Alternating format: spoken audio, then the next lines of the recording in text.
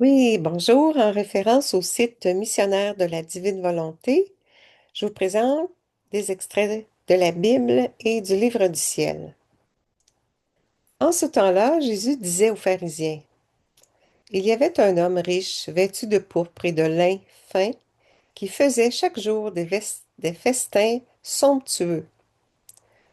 Devant son portail gisait un pauvre, nommé Lazare, qui était couvert d'ulcères. Il avait bien voulu se rassasier de ce qui tombait de la table du riche, mais les chiens, eux, venaient lécher ses ulcères. Or le pauvre mourut, et les anges l'emportèrent auprès d'Abraham. Le riche mourut aussi, et on l'enterra. Au séjour des morts, il était en proie à la torture. Levant les yeux, il vit Abraham de loin et Lazare tout près de lui. Alors il cria, Père Abraham, prends pitié de moi et envoie Lazare tremper le bout de son doigt dans l'eau pour me rafraîchir la langue, car je souffre terriblement dans cette fournaise. Mon enfant, répondit Abraham, rappelle-toi, tu as reçu le bonheur pendant ta vie, et Lazare le malheur pendant la sienne. Maintenant, lui, il trouve ici la consolation, et toi, la souffrance. Et en plus de tout cela, un grand abîme a été établi entre vous et nous, pour que ceux qui voudraient passer vers vous ne le puissent pas et que, de là-bas non plus, on ne traverse pas vers nous. Le riche répliqua, eh bien, père, je te prie d'envoyer Lazare dans la maison de mon père. En effet, j'ai 5 frères, qu'il leur porte son témoignage, de peur qu'eux aussi ne viennent dans ce lieu de torture. Abraham lui dit, ils ont Moïse et les prophètes, qu'ils les écoutent. Non, père Abraham, dit-il, mais si quelqu'un de chez les morts vient les trouver, ils se convertiront. Abraham répondit, s'ils n'écoutent pas Moïse ni les prophètes, quelqu'un pourra bien ressusciter d'entre les morts, ils ne seront pas convaincus. Acclamons la parole de Dieu. Louange à toi, Seigneur Jésus. Dans le livre du ciel, au tome 16, ma fille, ma volonté se tient continuellement en relation avec la volonté de la créature. Et à travers cette relation, la volonté humaine reçoit la lumière, la sainteté et la force que contient ma volonté. Ma volonté agit ainsi dans le but de donner par avance à la créature la vie du ciel. Si elle m'accepte, elle adhère à cette vie céleste. Mais si, dans ses actions, elle n'accueille pas cette suprême volonté dont l'intention est de la rendre heureuse, forte, sainte, divine et transformée par la lumière divine, elle reste seule avec sa volonté humaine qui la rend faible, misérable, boueuse et remplie de viles passions.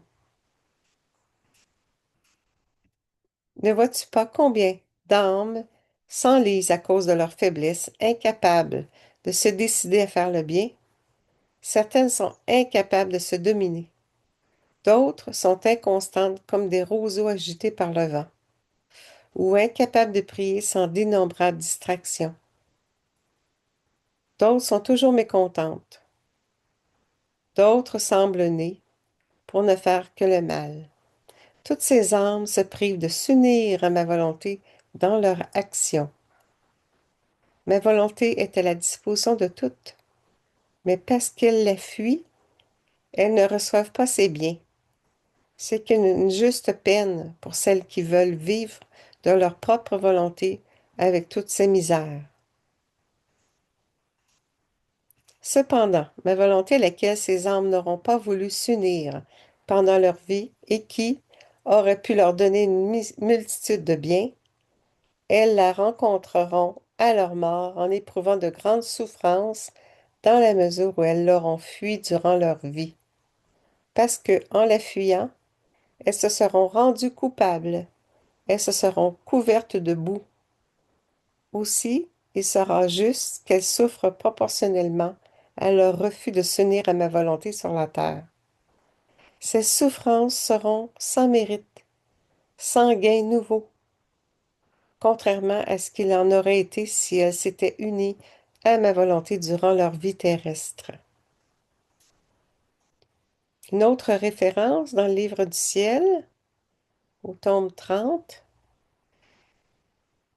Ma bonne fille, tu dois savoir que ma divine volonté possède et contient en elle toutes choses, toutes les joies, toutes les beautés. Tout sort de ma volonté qui, sans rien perdre, contient tout en elle-même. On peut dire que ma volonté porte toutes choses en son immense sein de lumière, de sorte que toute créature vit en elle avec cette différence que celle qui, de toute sa volonté, veut vivre dans ma volonté et se laisse subjuguer par son règne, y vit comme une fille, et à titre de fille, elle devient héritière des joies, des beautés et des biens de sa mère, la divine volonté, de sorte que cette divine mère est totalement résolue à l'embellir, à l'enrichir et à faire la joie de sa fille. Par contre, la créature qui veut vivre de la volonté humaine et ne se laisse pas subjuguer par son règne, vit également dans cette sainte volonté, sauf qu'elle n'y vit pas en fille, mais en étrangère. Et toutes les joies se convertissent pour cette créature en amertume, la richesse en pauvreté, la beauté en laideur. Car vivant en étrangère, elle se sépare des biens que possède ma divine volonté et mérite avec justice de ne rien posséder. Le vouloir humain qui la subjugue lui donne ce qu'il contient, passion, faiblesse et misère. Rien n'échappe à ma divine volonté, pas même l'enfer. Et comme ces créatures ne l'ont pas aimé dans leur vie, elles ont vécu comme des rameaux détachés, mais toujours à l'intérieur de ma divine volonté, jamais à l'extérieur. Maintenant, dans ces sombres prisons, les joies, les bonheurs et les béatitudes de ma divine volonté sont convertis en souffrance et en tourment éternel. Si l'on veut parler de nouveauté, c'est dans la façon d'y vivre. La créature qui reconnaît ma volonté comme un acte continuel de vie lui donne la suprématie dans tous ses actes parce que la vie dans ma volonté est la sainteté de tous les instants que reçoit la créature. Par conséquent, la vie dans ma volonté n'est pas nouvelle, comme certains le croient. Tous vivent déjà dans ma volonté, les bons comme les méchants.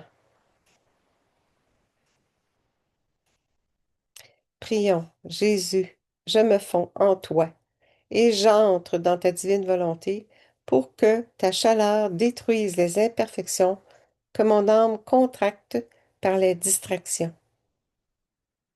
Ta chaleur anéantit ce qui n'est pas de toi et mon âme en est guérie. Je te remercie pour tant de bienfaits et pardon pour le refus d'un si grand bien, par un nombre incalculable de tes créatures.